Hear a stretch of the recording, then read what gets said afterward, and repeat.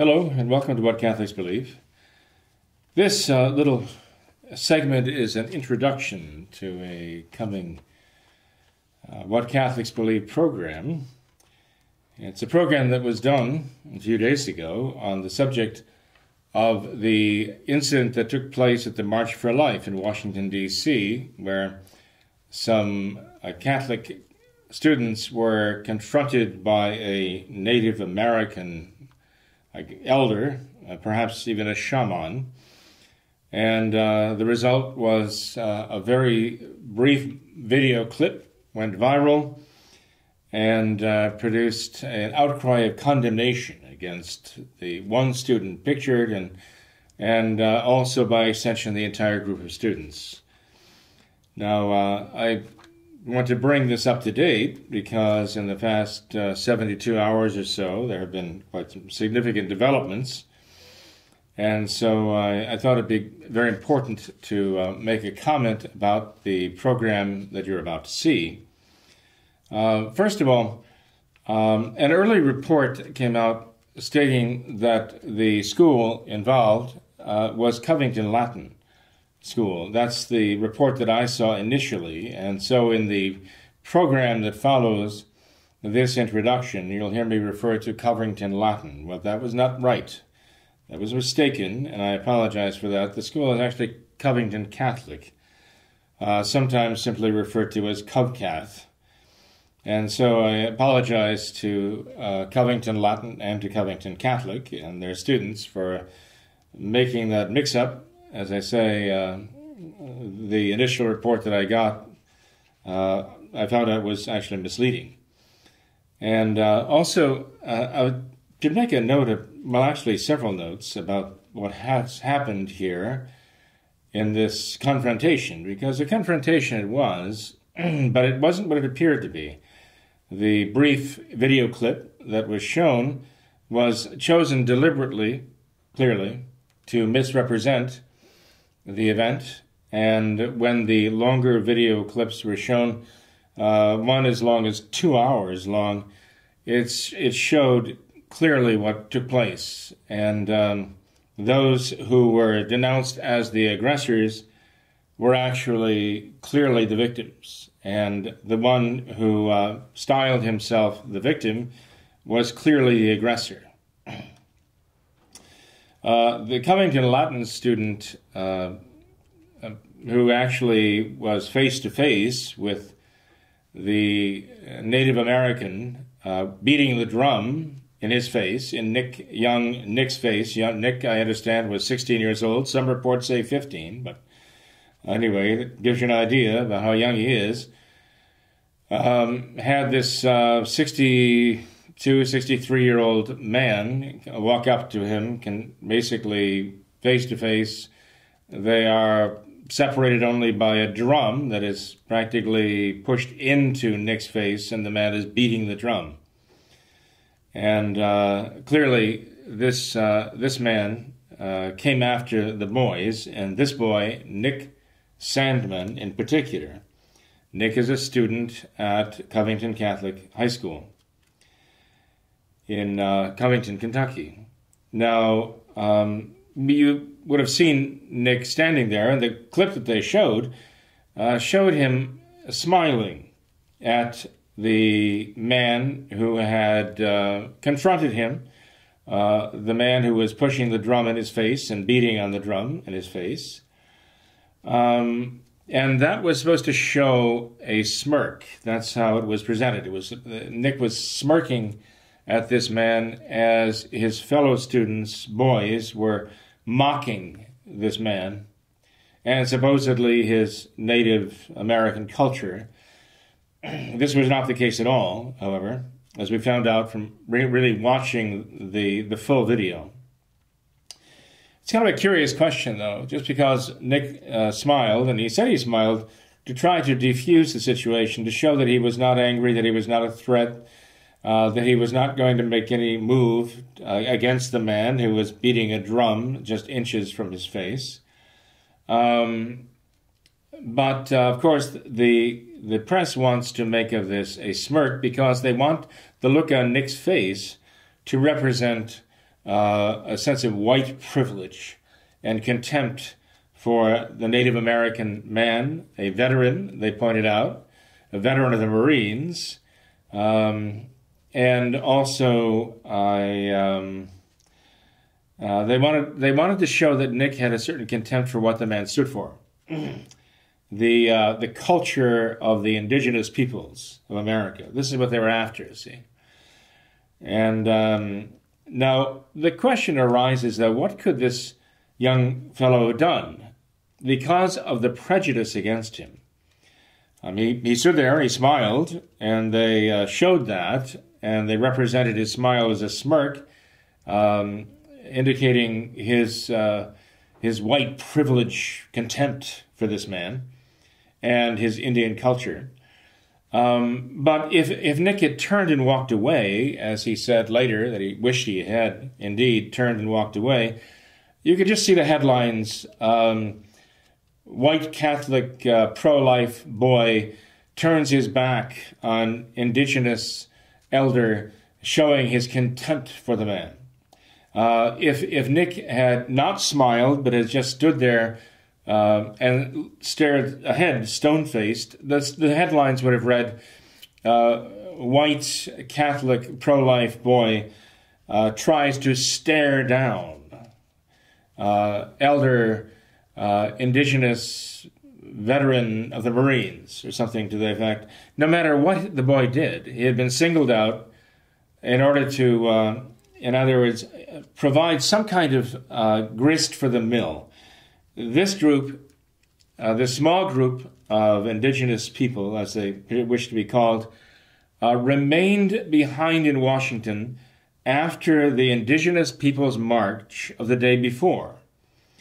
And they were out on the streets of Washington, even though their march had actually taken place the day before, and they were looking for confrontation. And first they engaged some of these black Hebrew Israelites who were roundly abusing them with condemnations of their beliefs and condemnations of their passivity and not rising up against the white man and all the rest. And there was a rather lengthy conversation between these few black Hebrew Israelites and the Native American Indian or indigenous peoples.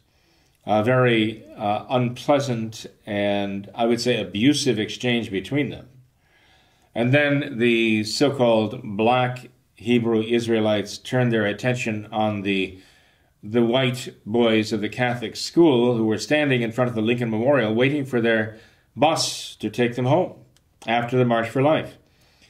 And these black Hebrew Israelites heaped upon these boys the most vile, not just contemptuous, obscene, blasphemous attacks. And the boys reacted very, I'd say, moderately. They finally just asked their chaperones if they could do some school cheers to drown out the abuse that they were getting from these. To say that they were nothing but mouths filled with sewage would not be an exaggeration, because that's what they are. No thought, no intelligence, just mouths spewing horrible things at these young children. If their parents had been there, I think there might well have been fisticuffs, because parents do not allow their children to be abused very easily. They do not stand for that.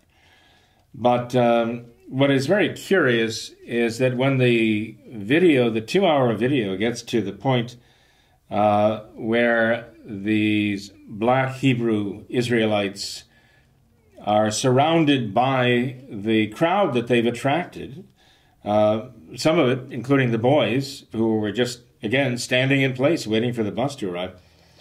One of the black Hebrew Israelites actually takes his camera and circles around to take in the 360-degree view of the entire crowd as he's mocking them for doing nothing to stop these black Hebrew Israelites from their abuse. He actually ridicules them that they are not taking action to stop them and intervening.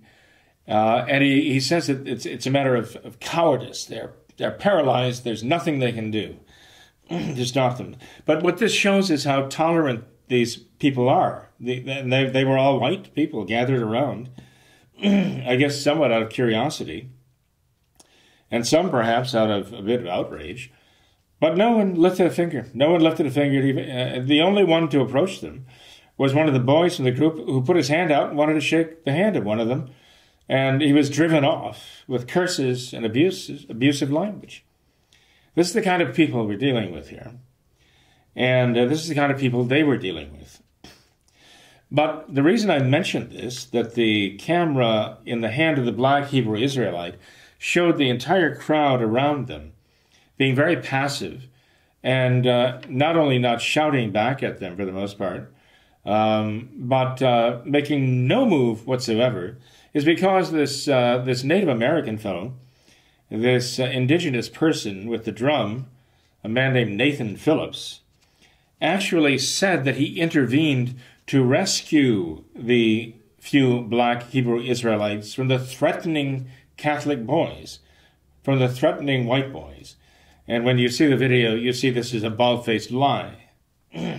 Perhaps Shaman Phillips or Elder Phillips did not expect people to get to see the total video. But they did. And actually, it was one of the black Hebrew Israelites who was actually taking the 2-hour video that revealed the absolute falseness, the falsehood, the mendacity of this Nathan Phillips and his supporters. Some have actually denounced what happened to the boys of Covington Catholic as a witch hunt. And I would have to agree. You know, we had that word used when it came to the attack of Dianne Feinstein and the rest of her crowd against Brett Kavanaugh when it came to the hearings for his approval for the Supreme Court. And we were told that was a witch hunt too. And, you know, it really was. But it was actually a mob lynching. It was an attempt at mob lynching by the media. And this has more the character of a mob lynching, of trying to lynch these white Catholic pro-life boys. Really what it comes down to. We read about toxic masculinity here, and supposedly these boys are prime examples of that. They're pro-life, which is an atrocity. There are those who came out to denounce them for just being there, for just being at the March for Life. That means they deserve everything they get, whether they did this or not. Whether they actually disrespected, as they say, this indigenous person with the drum, it doesn't matter. They were there at the March for Life to deny women their rights, and those they deserve. They deserve all the abuse they get. This is what some are saying. And again, these people lie, and it means nothing. They're proud of their lies.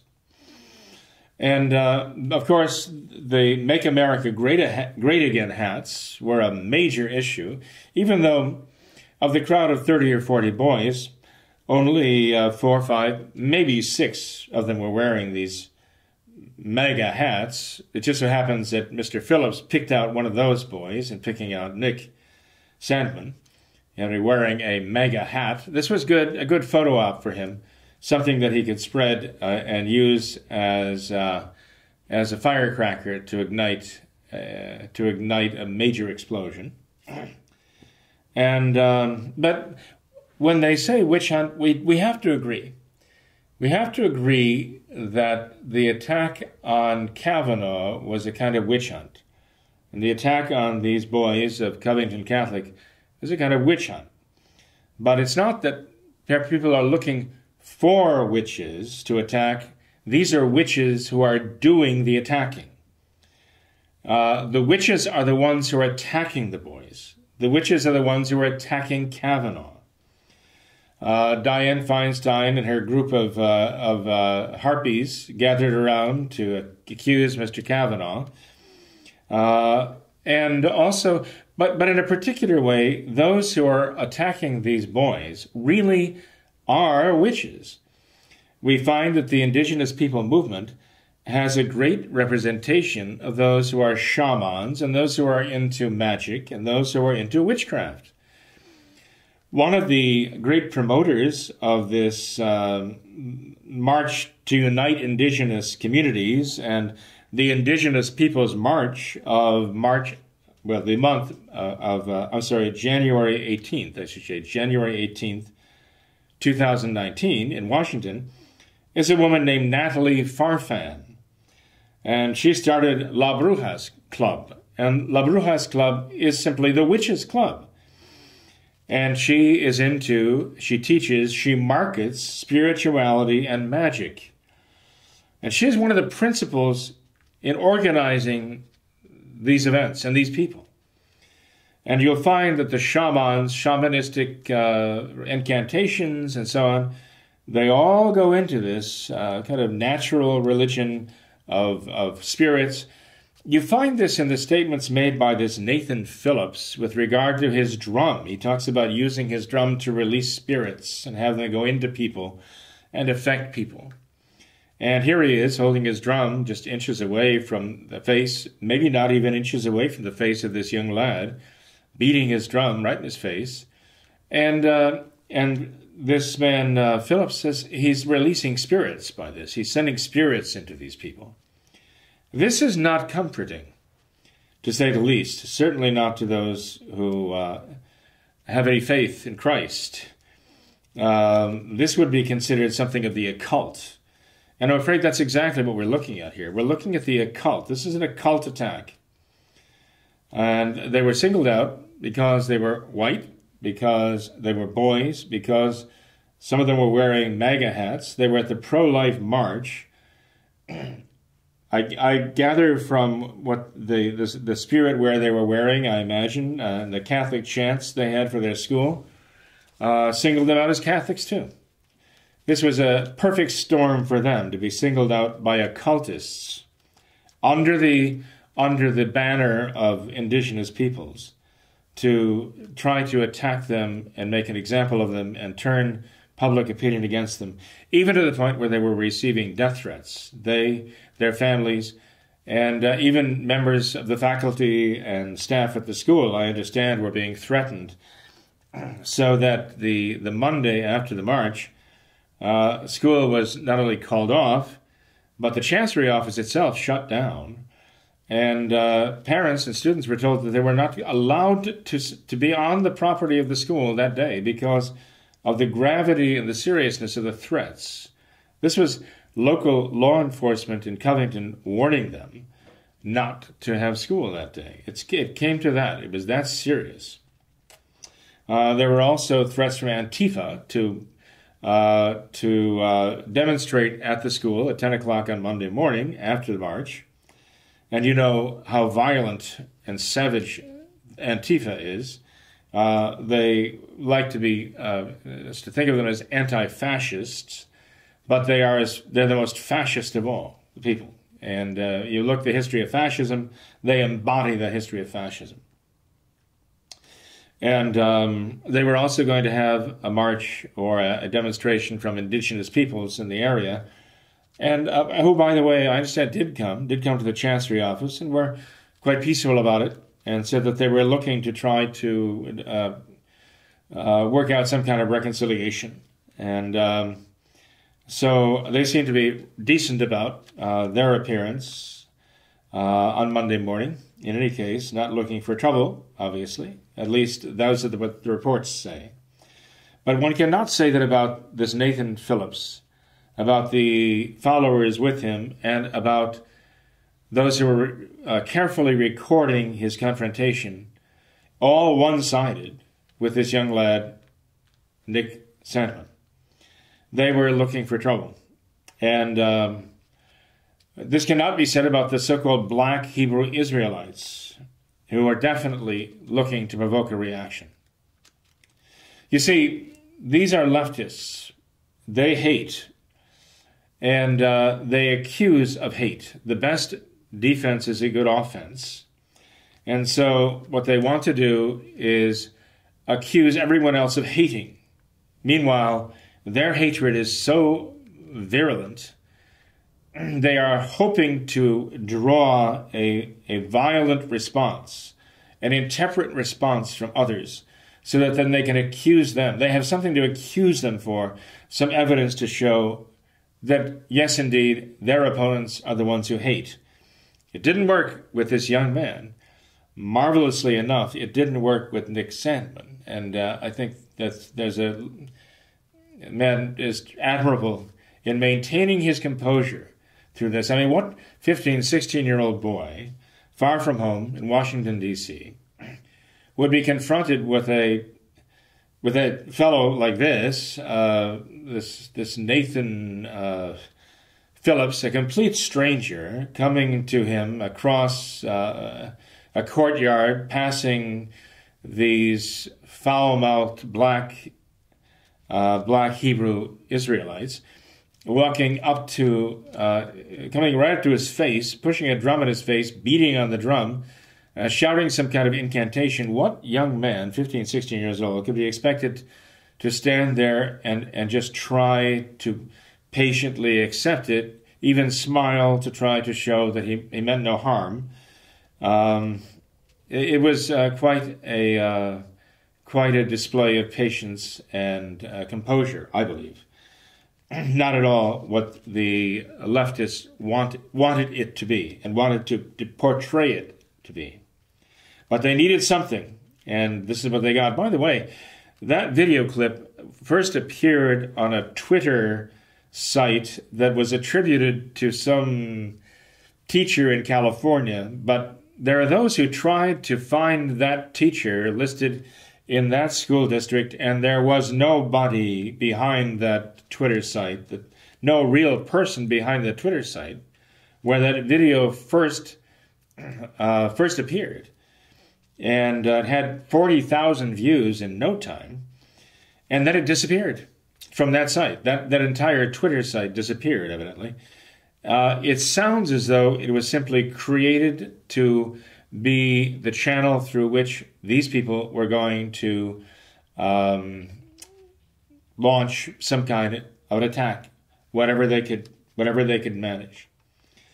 And this is all they could get. Now, the truth is getting out, but even here, there are people who are still angry with these boys and with their school because they're just angry with pro-lifers. They're angry with Make America Great Again. They're angry with President Trump. They are very anti-Catholic, like this Farfan, who says that her indigenous peoples have been persecuted by the Catholic Church, and they have to decolonize their minds from Catholicism. This was definitely staged. There's no doubt about it. So, in any case, all of that being said, I just wanted to offer this as an introduction to the video that is coming. But I need to mention also, I say in the video of the What Catholics Believe program that's coming here next, that the Bishop of Covington just basically reacted quickly and overreacted and immediately denounced the boys, the students of his own school, the students of his own parishes. In other words, he's supposed to be the shepherd and they're supposed to be the sheep, and he was all ready to condemn them. And actually, he refused to back down for quite a while. Even when they got back into school on Tuesday, he went to talk to them, and he would not back down. He's having a third-party investigation of what took place, but he would not back down in his threat even to expel. Well, I understand that there was a demonstration today. This is the Friday following the march, 1 week after the march took place, and that a number of the students, their parents, and others were actually outside the Chancery office. Now they were having a demonstration, and it was a confrontation. It was directed to the bishop, who had betrayed them, stabbed them in the back, thrown them under the bus, as we were told, throw them into the wolves, whatever one wants to say. And he was adamant about standing his ground because the indigenous people were upset. And because all of the media was on a rampage against this. But finally, I understand that just today, this Bishop Roger Joseph Foys, F-O-Y-S, of Covington, did acknowledge that he was wrong, and he apologized to Nick Sandman, the young lad, and his family, all of the trouble, death threats they've had to endure. He apologized for having his rush to judgment.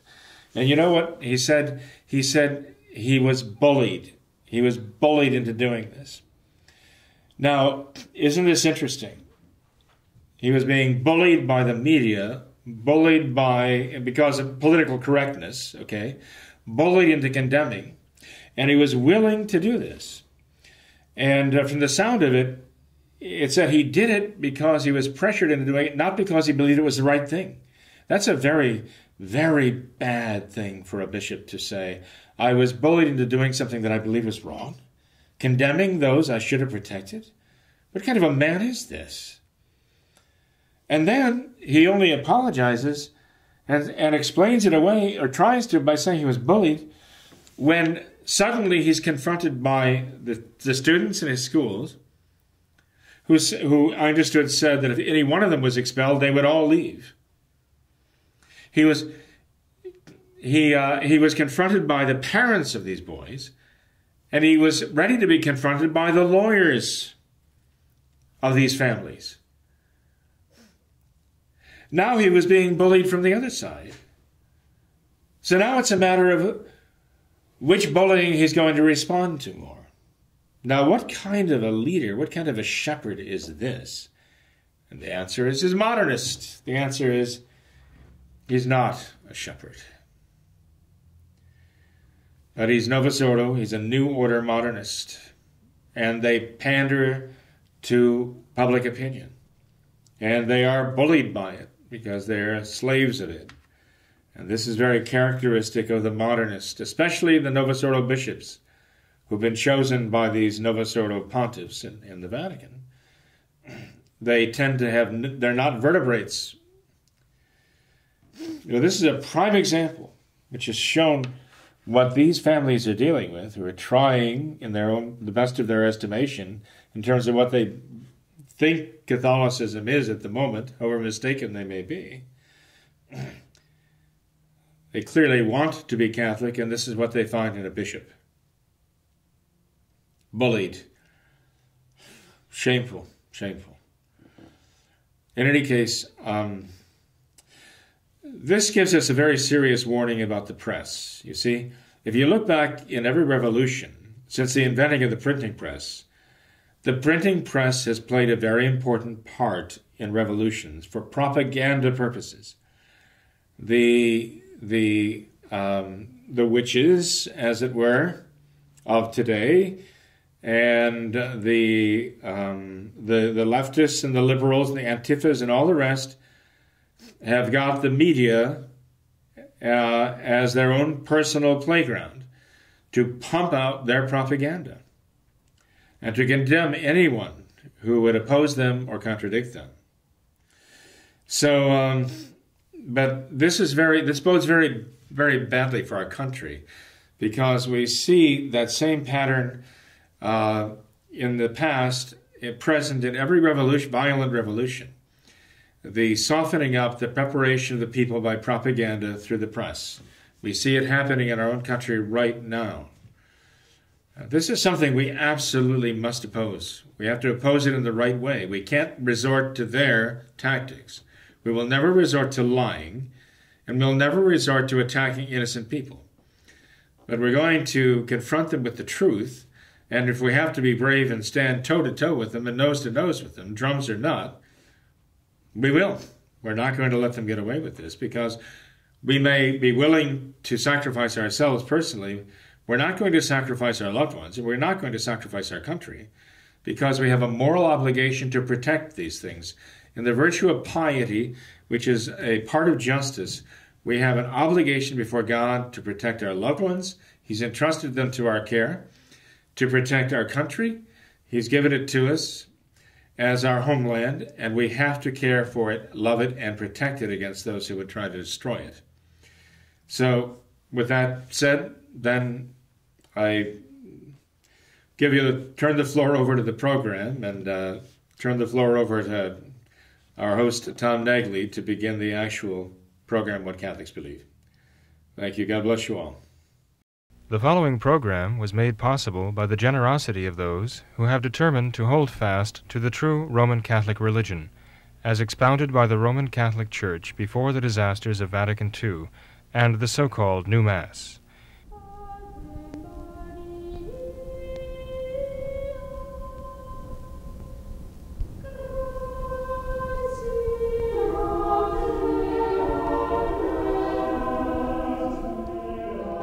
Hello and welcome to What Catholics Believe.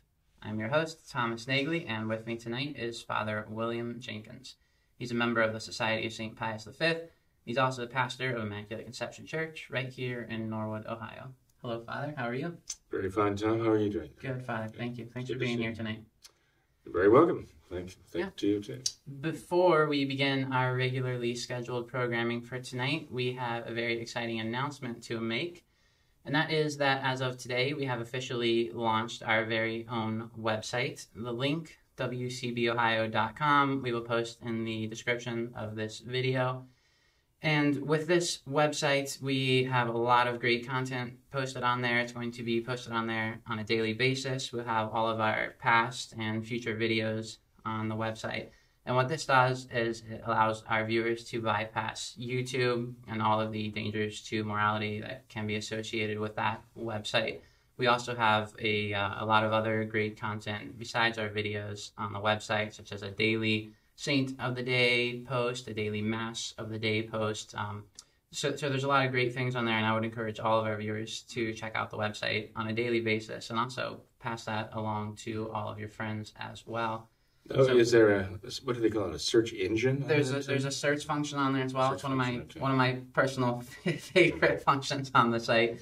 So any keyword to any question that you may have, you are able to search that on the website, and that will hopefully direct you to a link where we have previously discussed that question. Because Father Jenkins, as you know, so many of the questions that we receive on the program are redundant. We've answered them in the past, and we continue to answer them over and over again. And so I think the search function can be a great time saver for that. I expect so. And by the way, you deserve a lot of credit, and those who've worked with you on this. God bless you for it. Thank you, Father. Appreciate it. It's a great service. I hope people take advantage of it. I think so. Cool. It's a great service to me. I know that. Yeah, all of us. Well, Father, let's get into some of the material for tonight. The first thing I thought we had to mention this. It's been in the national media everywhere lately, where just kind of to summarize the story, here at the recent March for Life in Washington, D.C., there was a group of students from a local Novus Ordo Catholic school here, Covington Catholic School across the river in Kentucky. A group of students were at the March for Life. One of the students was apparently approached by some Native American protester who was beating a drum in his face, and this was caught on video. The Covington Catholic student was apparently smirking, kind of mocking this Native American protester based on this video evidence, and so this has just caught like wildfire all across the national media. Celebrities are commenting on this, and just all kinds of hay has been made over this apparently mocking gesture and all of this that this Covington Catholic student has been doing. It turns out, though, Father, that might not exactly be the truth. So can you kind of fill us in and offer your take on this story, Father? It's a lie. It's an entire fabrication. Okay? They took a very short video clip and put it on the air, and it showed this student with other students, but this one student, a male, from Covington Latin School, and just across the river. So this is right in our backyard here. Practically nose to nose with this Native American, and you see interposed between them is only the drum, and the Native American beating the drum And the two of them, except for the sound of the drum, were facing each other silently, and the student has a grin on his face, which people interpret to be a kind of smirk. And, it's not hard for teenagers to look like they're smirking when they're smiling. But that's all that was showed, and that's all that people needed, okay? The leftist press erupted with the condemnation, showing this smug, white, privileged teenager confronting this poor Native American veteran, Marine, who said that at some point later on that he had served in the Vietnam era, And so word got around in the press that he was a Vietnam veteran, And this was kind of endemic, but the real crime that these teenagers committed was they were all wearing MAGA hats. They were all wearing Make America Great Again hats. And they had been in Washington to take part in the March for Life that very day. And this is how they were ending the day, by confronting this poor man, who essentially, was made to look as though he was all alone there and surrounded by these white privileged kids who were just mocking him to scorn. It's all a lie. And after, in order to get their story, of course, they interview this Native American, as they call him, and I don't know what background he has as a Native American. I guess he is descended from one of the American Indian tribes, Native American tribes, but I don't know that they identified that tribe or what his pedigree is, so to speak. But in any case, he was beating a drum, and that's enough. And it just so happens, by the way, that on the very day they had the March for Life in Washington, D.C., they also had the Indigenous Peoples March going on at the same time. And that's how these crossed paths, okay? To try to give you kind of an overall picture, when you look at the entire video, okay, and we're talking about, there are video clips that go on for 2 hours showing what led up to that moment and what followed the moment, And so as the day has gone on, we've seen, that short clip that was given to us, and suddenly now we have the context because we have a longer video clip. And now we've gone, there are cases where people have actually seen a 2-hour video program of the entire episode from long before it began until, after the kids had actually boarded the bus. And so all that the press had was that the short video clip, the kind of soundbite, as it were, and the narrative given by this Native American fellow about this event and how he had been abused. And we find out that it was a lie. In fact, I haven't seen all of this yet, but what I hear, and I think it's very reliable, is that the march with the indigenous peoples actually involved people confronting the young people, the kids who had come to Washington for the March for Life, confronting them and accusing them of having stolen the land from the Native Americans.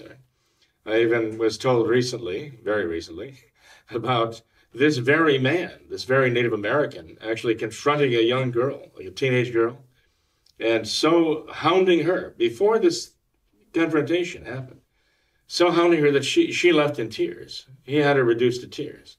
This is our poor, shrinking, violent Native American victim, right? Okay? So they had come looking for a photo op, is what they were. They were looking for an opportunity to show confrontation, and they got it, okay? Now, what happened after that was interesting because there were 4, I understand there were 4, what are called Black Hebrew Israelites there. Now, why were they there? Were they part of the Indigenous Peoples Parade? Not really. They had come to confront the indigenous people. And so the four black Hebrew Israelites who were at the Lincoln Memorial, right, got into verbal fisticuffs, making all kinds of obscene and just derogatory statements to the indigenous peoples. How they were Uncle Toms, how they're letting these white people do these terrible things, and how they can't expect that the white people are going to, treat them well. And so they were mocking the indigenous people. And there was one case, at one point, even a woman from among the Native Americans came out of the crowd to talk to these four guys who were just foul-mouthed,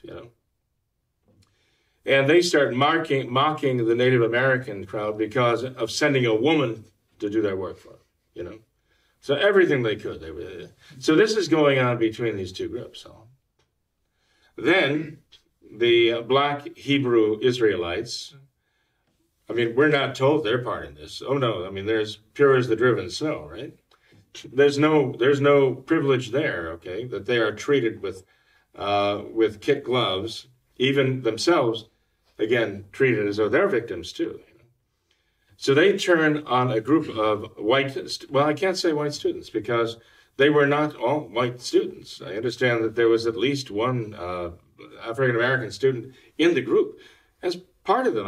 One of them, one of those students there. And he was as much one of the Cummington Latin students as any of the white kids or any of the other kids. It didn't matter. They're Catholic, at least that's in mentality. That's what they want to be as far as they understand what that means these days. And they were actually gathered at the end of the March for Life waiting for their bus to come and pick them up. And I assume that very night, drive them back to Covington. And as the students are waiting there, I think they were being picked up at 5:30. They got there at 4:30, which is commendable. And they were waiting, and they had chaperones. And these black Hebrew Israelites, so-called, turn on them, like vicious animals. They turn on them, and they start slandering them. They start cursing at them. Just the language is horrible. I understand that, Hannity or someone played the clip today and had to bleep out all of the expletives. It was just like a bleep, bleep, bleep, bleep, bleep, bleep, continually bleeping out every other word they said. That was just foul. But this is an expression of their minds, an accurate expression of their minds, okay, and souls, sad to say. It sounds like it anyway, but regardless, so they're attacking these kids, calling them all kinds of things that I can't repeat. They never should have been said in the first place. And what do these kids do? They stand there and they take it. And they don't respond. They don't react. They don't engage. They just take it. And then finally one of them says, can we sing our school songs? Can we do our, the things, the chants they do when they're at sports games and so on? The objective was to just drown all that out, make their own noise in their own space, okay, and drown out all of the filth, all of the filthy talk. So the chaperone gives them the okay, and it's silly, I admit, but teenage sports things, jumping up and down and carrying on and war hoops and all that, but nothing. Nothing, what should I say, aggressive, nothing militant, nothing in the sense that anyone should feel threatened by it. Just kids doing their school cheers, and singing their school song. And so they're carrying on, and they're having a good time doing that. And, that pretty well takes over the mic and drowns out the sewer mouth people who were there. And so what happens next is kind of interesting.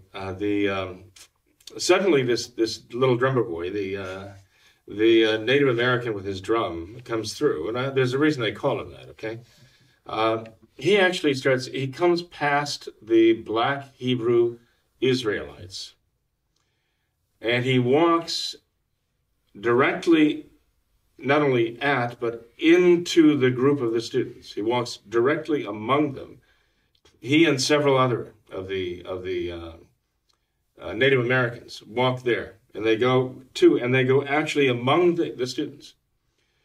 And initially the students don't know how to take this, but the drum beat is sort of matching their chant. And so they start dancing with the drum beat because they think, well, gee, this is pretty cool, you know. Then the guy, this one man, keeps wandering around among them, and they keep parting to let him go past. But he keeps beating on his drum, and he spots this one young man. I think he is a young man. I don't think he's a kid. His name is Nick Sandman. And he's one of the Covington Latin students in the group. And for some reason, this fellow goes right up to him, puts the drum right in his face, and is beating the drum right in his face as he's staring him right in the eye. And now, you know, Nick Sandman does not step aside. It's obvious that the Native American doesn't expect him to stand aside. He could have easily gone around him. You know, later on he was saying, oh, he blocked my way. I wanted to go to the Lincoln Memorial. He blocked my way. And then he wouldn't let me retreat either. Yeah? I mean, it's a bald-faced lie, you know. And so Nick Sandman is standing there, and their faces are about that far apart. This drum's between them. The guy's beating his drum. And later on, Nick did say there was a time when he did have a smile on his face. But he said he smiled because he wanted to send a message to the aggressor, in this case, with the drum, that he's not a threat. You know, he's not thinking bad thoughts. He's not angry. He's not going to attack the man. He said he was trying to, well, he said in his statement, diffuse, D-I-F-F-U-S-E, which means spread out, but he meant defuse, to kind of calm down everything, you know. And some of the other students began to comment, and Nick Sandman told them to be quiet, you know, just don't comment, which I think shows extraordinary maturity, extraordinary self-control. And so this carried on. For all I know, I mean, I don't know how long they stood like that with this man pushing the drum in Nick's face and beating on the drum. But the bus did come and take the students away at some point. And at which point, of course, they had their little video clip that they wanted for the propaganda, and for their racist propaganda. And, of course, the interviews started too, you know. What happened next was just a disgraceful display of just the wolf pack of the liberal media, you know, going berserk about this. But the sad part is the conservative media went berserk with them, you know, as if to say, oh, this is horrible. You know, this is the March for Life. These kids are with the March for Life. This reflects so badly on the March for Life. It reflects so badly on all the conservatives. It reflects badly on the pro-life people. It reflects badly on Catholics. And they're all groveling and beating their breasts and crying out, you know, their lamentations of regret and sorrow and repentance and begging for forgiveness from Native Americans everywhere, from Nathan Phillips, the fellow with the drum. And then the principal of the school, okay, throws the kids under the bus. That's the expression that now they're using. Throws the kids under the bus, even waives the possibility of expulsion for this. This does not represent the school. It doesn't represent faith. And then to top it all off, Bishop Roger Joseph Foys, I think Bishop Foys of Covington, Kentucky, who's supposed to be, of course, the shepherd. Right? He's supposed to be the bishop. He's supposed to be the shepherd, especially of the flock there. You know, these boys, you know, what does he do? He condemns them. He just condemns them up here. Threatens, right? And even after the lengthy video segments came out, he still doesn't retract or apologize or recant or anything of the kind. He says, well, we're having a third party investigate this, and then we'll decide what to do. So the result of all this is very, very interesting, that there's a tremendous backlash. When people are finding out the truth, most even of the conservative media, but even the liberal media, people began to recant and to apologize and to say, I jumped the gun, I made a mistake, I misinterpreted this or whatever. You know, they said, I withdraw what I said. They took it back. Not all of the liberal media. Some of the more rabid types wouldn't do it, of course. There were even some so-called celebrities, as you say, who said, well, what difference does it make whether it's true or not? They were in Washington, D.C. to oppose abortion, and that's opposing women's right, and they deserve everything they get. And they were wearing MAGA hats, too. They deserve everything they get. Whether it's true or not, it doesn't matter. Okay?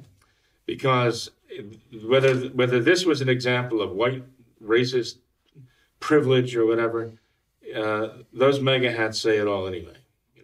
So what this tells you is you're not dealing with honest people, as though we were under any illusions whatsoever. But to put a cap on this whole thing, Tom, no matter what happens from here, no matter whether there's Bishop Foy's, I mean, the Society of St. Pius X over at the church and school there, the Society of St. Pius X down in Walden, mm-hmm. They had Bishop Foy. Bishop Foy's came to visit their church and school, and they even referred to him as their bishop. Right. He's our bishop, they said. And this is the man we're talking about who did this. Well, I'd say, what bishop? What bishop are we talking about? Sure. What shepherd is this here? But anyway, this has awakened people who probably in the past were not willing to acknowledge the bias of the media. But the people are really fired up about this injustice, and they see the power of it, because this young man, Nick, his family, have received death threats, right? Antifa said they were going to come and picket the school, or whatever, have a demonstration at the school in Covington this morning at 10 o'clock. They actually shut down the school. A message went out from the diocese, I think from the school, but I think the diocese also echoed it, shutting down the school. It went out early this morning before the school day began. They were not only shutting down Covington Latin, they were shutting down Covington Catholic, they were shutting down the chancery office of the diocese.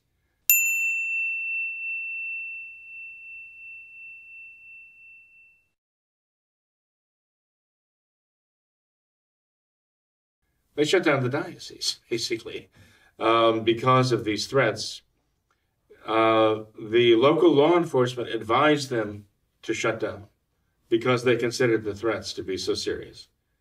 That's the damage that these people can do in the media. And this has really been a good, huge lungful of smelling salts to a lot of people, apparently, who are saying, this is intolerable. We cannot have this here. Mm-hmm. And as I say, the threats that are coming in from all over, people who couldn't care less whether these things are true or not, they're just using it as an opportunity to attack, that's all. Sure. So somebody has to be held accountable on this. I understand that there are parents who are actually, retaining lawyers to sue, to launch civil action, civil suits, maybe maybe criminal suits, I don't know, against the leading media spokespersons who launched this whole attack, and especially the ones who will not recant. And for all I know, I mean, even they might decide that we need to get a redress from the principal of Covington Latin and even the bishop of the diocese, if they will not, own up to the fact that they were spreading some slander, mm-hmm. essentially. Yeah. Very damaging and very dangerous slander at that. So we'll see how this develops, but if we traditional Catholics had gotten together and thought, what can we do to expose the bias and the viciousness of the leftist media? What can we do? What kind of trap could we lay for them to fall into, to expose, this, how evil this is and how dangerous they're?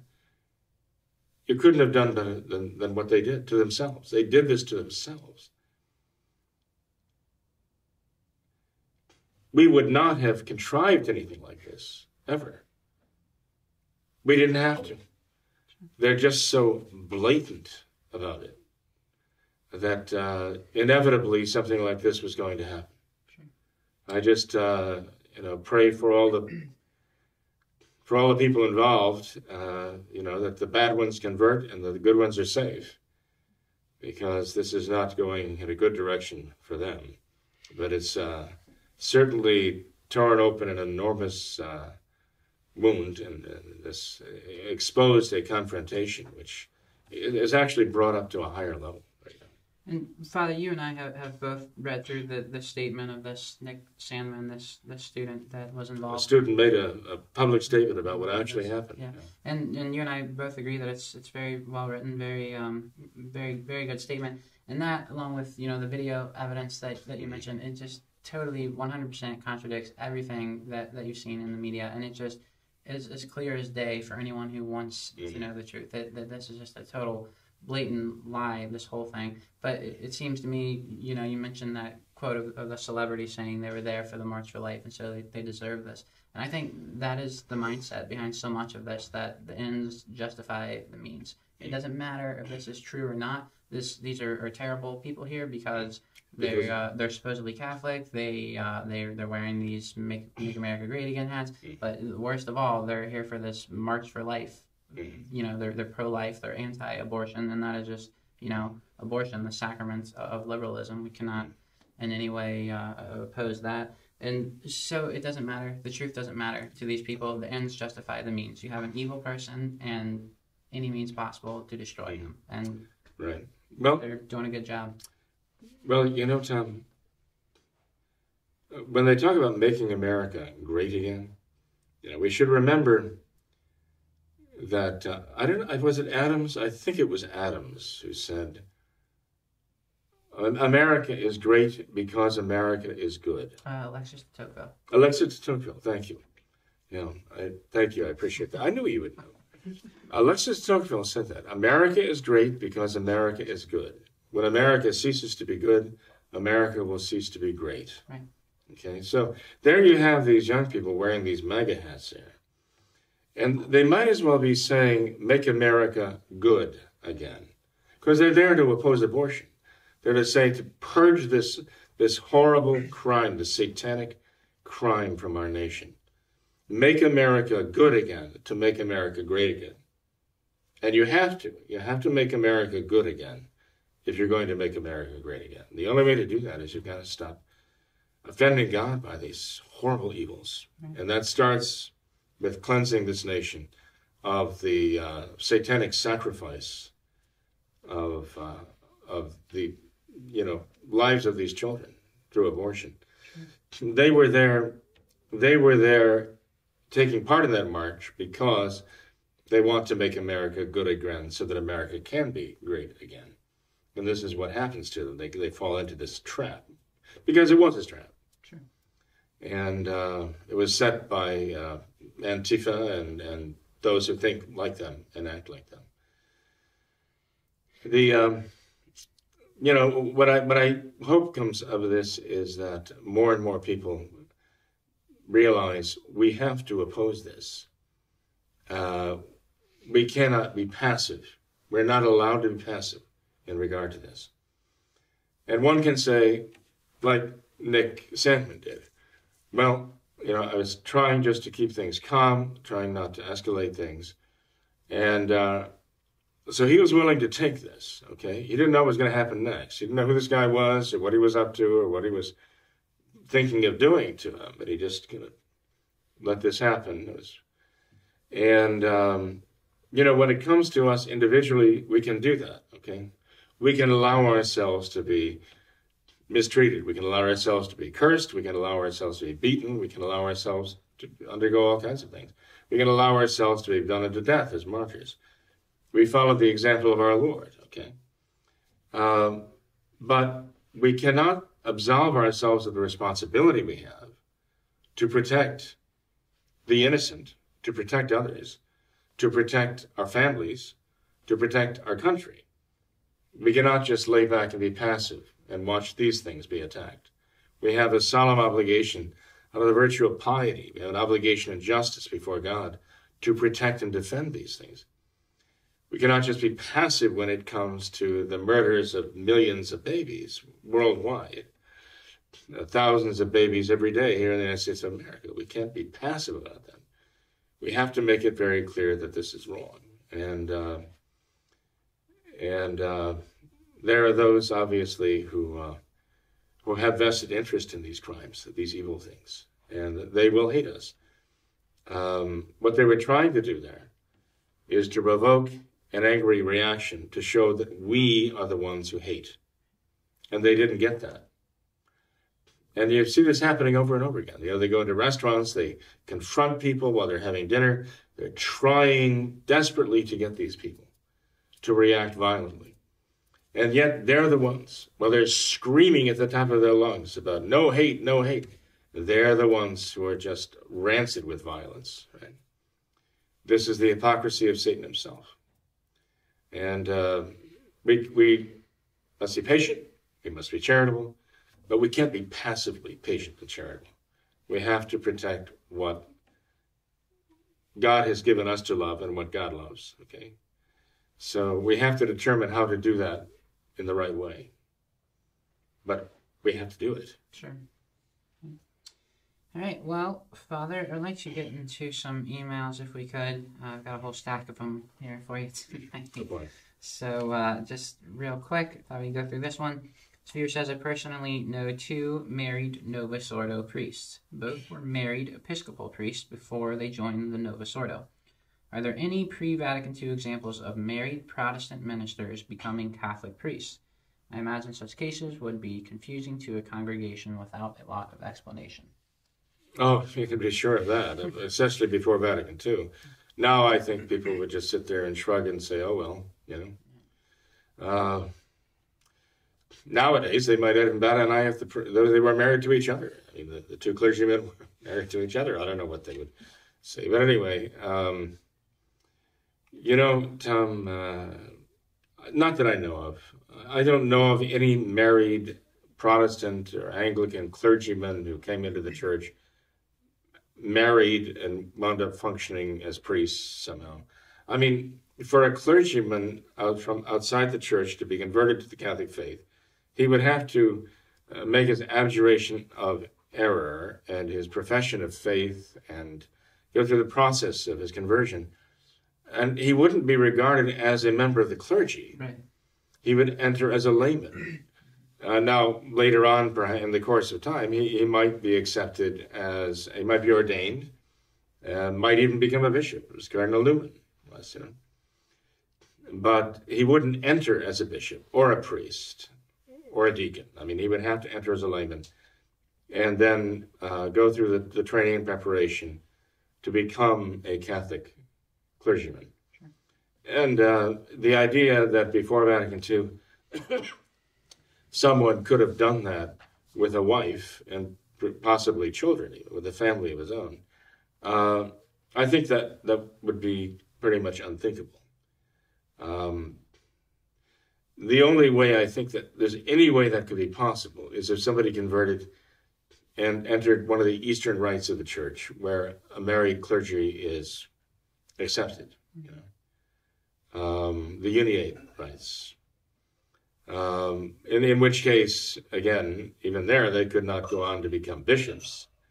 But conceivably, if they came into the church with a wife, they could be prepared for and be ordained priests in one of the Eastern rites. But I don't know of any cases like that. Okay. There might well be cases like that out there. Okay. Then next email, what can a valid priest with jurisdiction do that a valid priest without jurisdiction cannot do? To put it differently, what can a valid Novus Ordo priest of a diocese do that a valid Sedevacantist priest cannot do? A valid Novus Ordo priest can offer sacrilege by consecrating, could have the power to consecrate the body and blood of Christ. Now, whether, there's a question of the Novus Ordo being valid or not, but if you're talking just about the power, just the power unto itself, could validly consecrate and provide the Blessed Sacrament to be used and abused at a Novus Ordo liturgy, so that people are passing it out, handing it out, particles of the host falling wherever, people walking all over it, drinking the cups, gathering what's left, as in, and at least one case I know, then the contents of the cups afterwards being poured down the drain, the sink, the sacrarium sink, presumably, in the sacristy.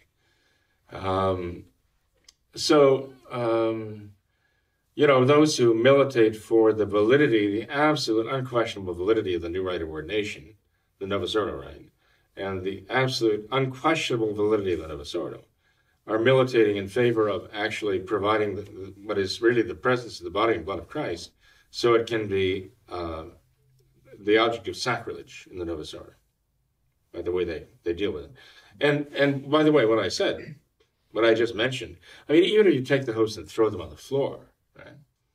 Even if you take the precious blood and you dump it down the drain, right? That's nothing in comparison with people in the state of mortal sin, who are living in the state of mortal sin, coming up and committing sacrilege after sacrilege by receiving the host. Even if they were kneeled down to receive on the tongue, if they're at a second or third marriage, if they're living with their boyfriends or their girlfriends, if they're in the state of mortal sin because of whatever, and they don't go to confession, they don't receive absolution, they're not absolved from their sins, maybe not repentant even. I mean, these are all sacrileges.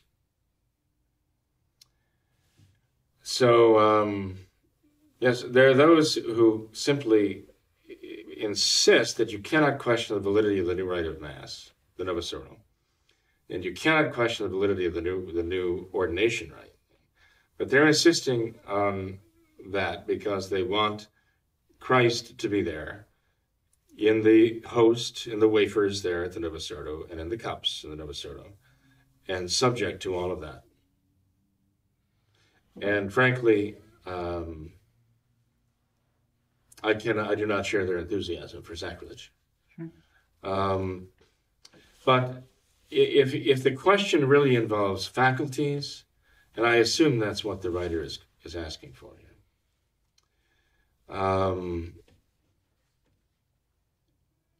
if there's a traditional priest validly ordained, he has the power to administer the sacraments and to do what a priest needs to do for the good of the souls. Okay. There are ecclesiastical laws which require faculties from the bishop, to function as a priest in a diocese. And but those ecclesiastical laws are subject to the divine law of God, the positive law of our Lord, and the supreme law of the Church in her own code of canon law is stated as the salvation of souls. And so the Church has made provisions for cases of confusion and chaos, and she would have to, because in the course of her history, I mean, there has never been a place somewhere on earth the Church hasn't been persecuted. There has been a breakdown of communications, often imposed and enforced by an enemy of the Church, an emperor, or a king, or a dictator, or whoever. And so the Church has had to kind of go into, quote-unquote, emergency mode, or extraordinary case situations. And if she didn't even have laws to cover those, she would reflect on them after the crisis had passed and give a judgment about whether they were the right thing to do or not. And in this case, with this situation going on right now, when you have a man like Francis in the Vatican, who is not only making a mockery of the papacy, but he's actually changing the Novus Ordo Catholics' understanding of what the papacy even is. I mean, he is their new benchmark for what the papacy is and what a pope is. And they're all, even the conservative Catholics, are adjusting their concept of the papacy in order to allow for Francis being a pope. That shows the damage that is doing there. And the damage that is caused by people who just demand that he must be the pope. And we have to even change our concept of what the papacy is in order to allow for the fact that he is the pope. then he must be the Pope. Therefore, we have to even change our concept of what the church is to accommodate what he's doing. Years ago when I was a seminarian, that was a couple of years ago, studying in Rome, some confreres and I went to the Vatican. We visited with Cardinal Benelli. And Cardinal Benelli was very powerful, and I think he was the Secretary of State at the time of the Vatican. So, actually, the reason I'm mentioning this is because we had a chance to meet him then, but about that same time, another gentleman named Eric de Saventham, who was the head of the Una Voce International, okay, very famous, traditional Latin Mass advocacy group back then. Eric de Saventham, a very dignified, honorable gentleman, very dedicated to the faith and so on, talked about an interview he had with Cardinal Benelli. That's what brought this back to mind. And Eric de Saventham said, he actually put this in writing, he put it in print, that at one point Cardinal Benelli said to him, "Do you know what is the difference between the traditional Latin Roman Rite and the traditional and the Novus Ordo Mass?" He said, "The difference is a matter of ecclesiology. It's all about ecclesiology." Now, many people would sort of scratch their heads and say, okay, whatever that means. He knew what it meant. He said, "Your Eminence, do you realize what you're saying? What you've said is an enormity," he said. "It's an enormity, nothing good. It's outrageous, what you just said." Why? Because essentially what Cardinal Benelli was saying was, it's a difference in the very concept of the church. That's what ecclesiology, it's a study of the church, her nature, her function, her purpose, all of that. If you substitute a new ecclesiology for the church, you've just substituted a new church. Essentially, that's what this cardinal was saying to him.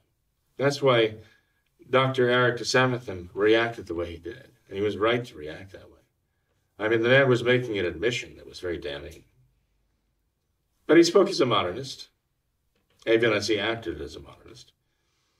And so here today, I mean, we have Francis doing what he's doing to the church. You're substituting the synodal church, which is a mockery. And people are all adjusting their idea now. Even the conservatives are adjusting their idea of the church itself. Little by little, they have to adjust their concept of the church to allow for Francis to do what he's doing, to be who he is, who they think he is. And so this is the situation we're in right now. So if this isn't a crisis, then there never was one. Sure. And, if you look back in the history of the church, you see the church has approved of various things. Like Father Pro, Padre Pro, the martyr, I mentioned this before. He would offer Mass in private homes and then leave the Blessed Sacrament in a ciborium, in a cupboard. So that if all else failed and the priests were killed by the communists under Calles and, the revolutionary government, and so on, that the people would still have access to the Blessed Sacrament. Ordinarily, that would have been absolutely condemned, never allowed. But Padre Pro is held up by the Church as a great example of heroism and martyrdom. So, again, the Church did not condemn him, per Duemus. And for anyone who's actually functioning as a true traditional priest these days, there are many precedents. And for us, precedent is tradition. Tradition is precedent. That's what we follow. There are many, many precedents in the history of the Church telling us that not only are we allowed to do this is what we must do. We must follow, actually, the inspired word of God and keeping to the traditions that we've received, as St. Paul says so beautifully in 2 Thessalonians chapter 2. Right. And that's all we're doing. Right. And we have the necessary authorization from God, call them faculties if you want, We do have that power. Sure. The church herself, in her history, has shown that. Well, Father, we'll have to wrap up with that. We've got a whole stack of emails left, but we're already a bit over our time limit. So thanks for being here tonight. Appreciate your time. Oh, absolutely. My goodness, that was great. Time flies. Here I hardly got a word in edgewise. Something like that. Well, thank you. Yeah. And I thank our viewers, too. Sure. Thanks to all of our viewers for watching this episode of What Catholics Believe.